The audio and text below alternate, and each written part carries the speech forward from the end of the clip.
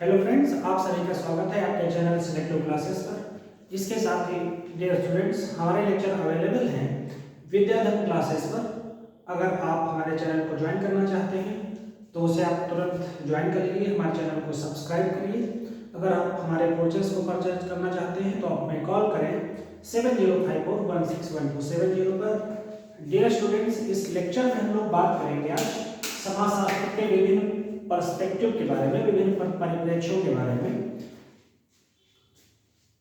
ये लेक्चर आपके लिए किस प्रकार उपयोगी हो सकता है, हम लोग इस पे बात करते हैं। सबसे पहले जो लोग असिस्टेंट प्रोफेसर का इंटरव्यू देने जा रहे हैं उनको हिस्टोग्राफी से जुड़ी चीजें पता होनी चाहिए कि कितने डायमेंशंस है, क्या स्कूल्स हैं, ये पता रहना चाहिए। साथ ही जो एकदम अभी नए स्टूडेंट हैं जिनको सोशियोलॉजी की ABCD भी नहीं पता है, तो उनको भी ये चीज़ पता रहनी चाहिए कि समाजशास्त्र क्या है, इसमें क्या डायमेंशंस होते हैं, इसके स्कूल्स होते हैं, क्या कितने परिप्रेक्ष्य होते हैं। तो जैसा कि मैंने कई बार शब्द प्रयोग किया है परिप्रेक्ष्य, तो परिप्रेक्ष्य होता क्या है? बेसिकली एक नजरिया है जिससे हम किसी घटना को अलग अलग संदर्भों में देखते हैं, उसे हम परिप्रेक्ष्य या पर्सपेक्टिव कहते हैं। ठीक है, तो समाजशास्त्र में जो मुख्यतः जो तीन परिप्रेक्ष्य माने जाते हैं जो सबसे अहम है। पहला है प्रकार्यवादी परिप्रेक्ष्य, दूसरा है मार्क्सवादी परिप्रेक्ष्य, तीसरा है अंतःक्रियावादी परिप्रेक्ष्य। ये तीन मुख्य सबसे प्रमुख परिप्रेक्ष्य माने जाते हैं। प्रकार्यवादी परिप्रेक्ष्य घटनाओं को किस तरीके से देखता है? सकारात्मक नजरिए से, फंक्शनल दृष्टिकोण से, जिसमें किसी भी हुई घटना के कारणों को सकारात्मक नजरिए से देखने की कोशिश की जाती है। इस श्रेणी के जो समाजशास्त्री हैं, मैं उनका नाम आपको बताना चाहता हूँ। ऑगस्ट कॉम्टे, जैसा कि आप सभी लोग जानते हैं, समाजशास्त्र के पिता। इसके बाद इस श्रेणी में है हर्बर्ट स्पेंसर, इमाइल डर्कहाइम, टॉनवार्ड Parsons and Robert K Merton. ये लोग समाजशास्त्र को सदैव घटना के फंक्शन के बारे में बात करते हैं, उसे सकारात्मक नजरिए से आप कह सकते हैं देखना चाहते हैं। तो इस परिप्रेक्ष्य को हम लोग कहते हैं प्रकार्यवादी परिप्रेक्ष्य। प्रकार्यवादी परिप्रेक्ष्य की क्रम में एक और संदर्भ कंसेप्ट आया, पोस्ट फंक्शनलिज्म या उत्तर प्रकार्यवाद या नव प्रकार्यवाद। इसके जनक है जाफरी अलेक्जेंडर।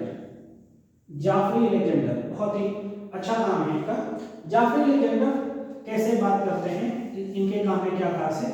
ये बेसिकली जो प्रकार्यवाद है उसको और सूक्ष्मता से देखने की कोशिश करते हैं, उसमें गहन अध्ययन करते हैं, उसकी विशिष्टता को ये और चिन्हित करते हैं।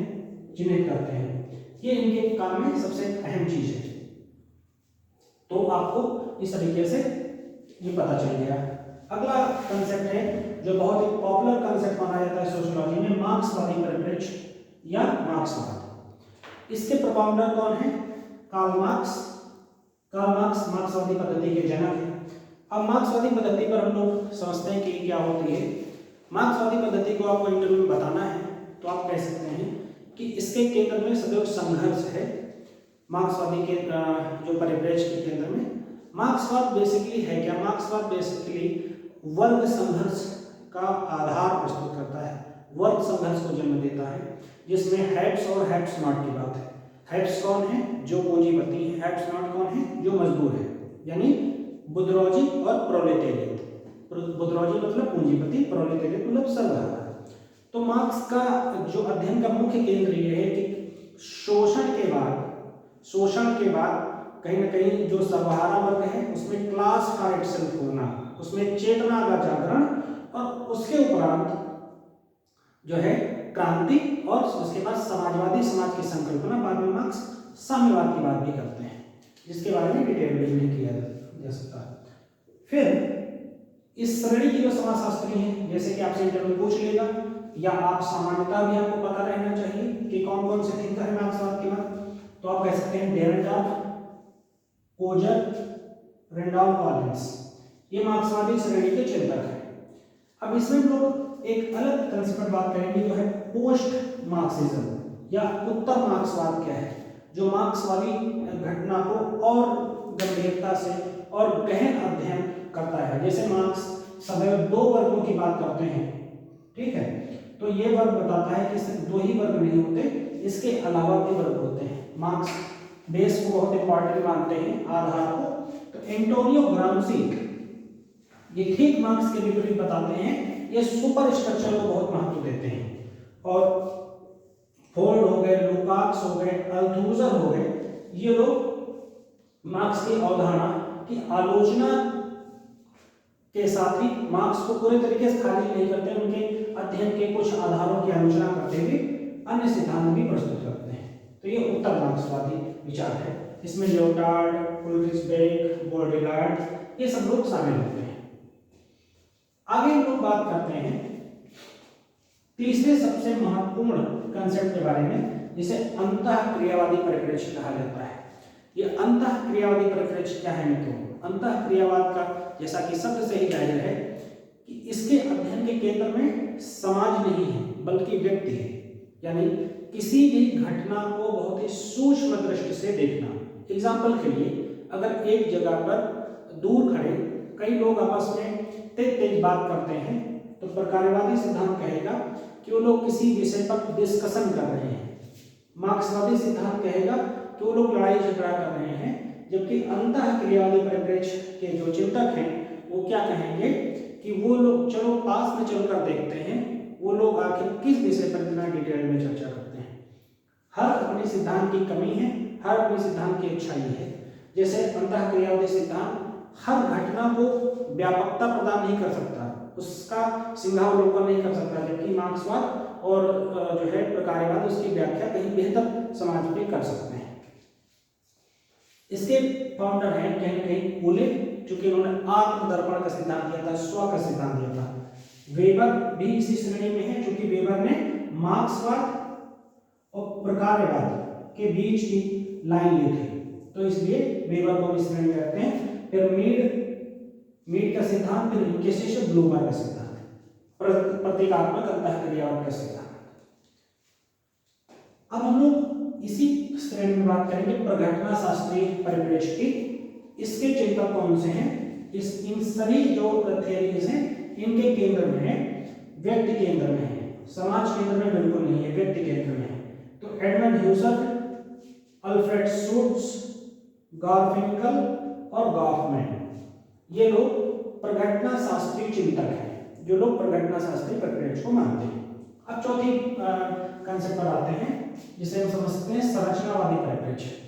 इसमें लेवी स्ट्रॉस, देरिदा, जॉब देरिदा जो विखंडन की बात करते हैं, और अल्थ्यूजर, फुकॉल्ट जो पावर की बात करते हैं, एंथोनी गिडिंग्स संरचनाकरण की बात करते हैं, मेलिनोवस्की जो कहीं ना कहीं मैजिक जादू की बात करते हैं, और नाडिया ये भी संरचना की बात करते हैं। तो ये लोग संरचनावादी परिप्रेक्ष्य के जो है चिंतक हैं। ये लोग किसी भी घटना को जो है सेपरेट फॉर्म में नहीं देखते, बल्कि उसे एक संरचना के दृष्टिकोण से देखते हैं और कहते हैं कि प्रत्येक घटना कहीं ना कहीं एक दूसरे से जुड़ी हुई है। जिस तरह से हमारा समाज क्या है, एक दूसरे से अंतर संबंधों का जाल है, एक दूसरे से इंटरकनेक्टेड है, ठीक उसी तरीके की बात करते हैं। अगले कंसेप्ट पर आते हैं हम लोग महिलावादी परिप्रेक्ष्य पर आते हैं कि सोशियोलॉजी में जो वीमेंस की स्टडी की जाती है उसमें कौन कौन से लोग जो हैं जो महिलाओं की बात करते हैं, जैसे उर्वशी बुटालिया। अब महिलावादी परिप्रेक्ष्य बेसिकली है क्या कि समाजशास्त्र में ये जो स्कूल है महिलावादी स्कूल, इसका जो है स्टार्टिंग कैसे हुई, तो कहीं ना कहीं महिलाओं के अध्ययन को यानी जेंडर बेस्ड रिसर्च पर बहुत ज्यादा फोकस किया गया। जैसे सिमोन दी बुआर, जिनको सिमोन दी बुआर भी कहा जाता है, इनकी पुस्तक थी द सेकेंड सेक्स। इसमें एक कोटेशन थी कि महिला पुरुषों से अधिक महिला की शोषक होती है, महिला ही महिला की शोषक। तो उस विचार ने एक तरीके से क्रांति ला दी। 1949 के आसपास इन्होंने ये किताब लिखी थी और इस तरीके के चीजों पर कार्य तेजी के साथ होना प्रारंभ हुआ। उर्वशी बुटालिया जी, सिमोन दी बुआ, शर्मिला रेगे, वर्जीनिया साशा, ये जनजाति पर इन्होंने एक स्टडी प्रस्तुत की है। मीरा कौशल जो एक हिस्टोरियन और सोशलॉजिस्ट हैं, नीरा देसाई जैसे तमाम महिलावादी चिंतक हैं। अब अगला परिप्रेक्ष्य आता है फ्रेंड्स दलितवादी परिप्रेक्ष्य। दलितवादी परिप्रेक्ष्य क्या है? सब अल्टर्न पर्सपेक्टिव इसे कहते हैं, सब अल्टर्न पर्सपेक्टिव, यानी समाज का सबसे भारतीय समाज का सबसे निम्न तबका। ये सबअल्टर्न शब्द जो है ब्रिटिश मिलिट्री में प्रयोग किया जाता था, उसके बाद वहीं से लिया गया है सबअल्टर्न। क्योंकि वहां पर जैसे हमारे यहाँ पर अगर आप आईएएस हो गए, मतलब सिविल सर्विसेज आपने पास किया, आप आईपीएस हो गए, तो आप डायरेक्ट जो है एसपी बनते हैं, एसएसपी होते हैं, इससे बड़े पदों पर जाते हैं। वहां पर आप सदैव नीचे से ऊंचे के पदों पर ही जाते हैं, वहां पर ऐसी हायरार्की नहीं। तो दलितवादी परिप्रेक्ष्य में जो चिंतक आते हैं अम्बेडकर, डेविड हार्डिमैन।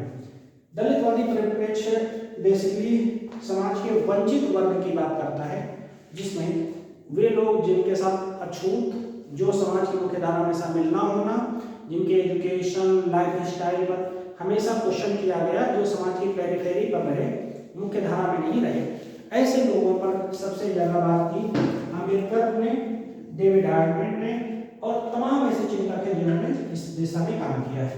और इसी की धारा है बेसिकली आदिवासी चिंतन। तो उसमें भारत में एन.के. बोस और सुखजीत सिन्हा का नाम बहुत महत्वपूर्ण माना जाता है। अब चूंकि हम लोगों ने ये एक व्यापक संदर्भ में इसे समझने की कोशिश की है, अब हम लोग बात करते हैं भारतीय परिप्रेक्ष्य में। आखिर भारतीय समाजशास्त्र का एक भारतीय परिप्रेक्ष्य भी तो है। तो भारतीय परिप्रेक्ष्य में एक कंसेप्ट आता है भारत विद्या उपागम का, इंडोलॉजिकल पर्सपेक्टिव। ये है क्या फ्रेंड्स?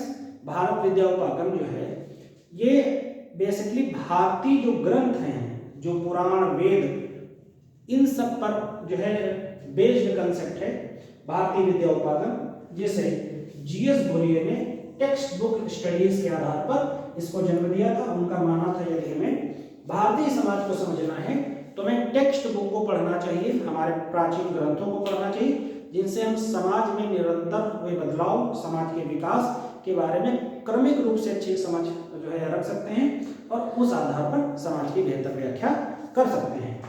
लेकिन इनके शिष्य एम.एन. श्रीनिवास जी, इन्होंने उसमें थोड़ा सा बदलाव किया और फील्ड बेस्ड स्टडी पर जोर दिया था, स्ट्रक्चर और फंक्शन की बात करते थे।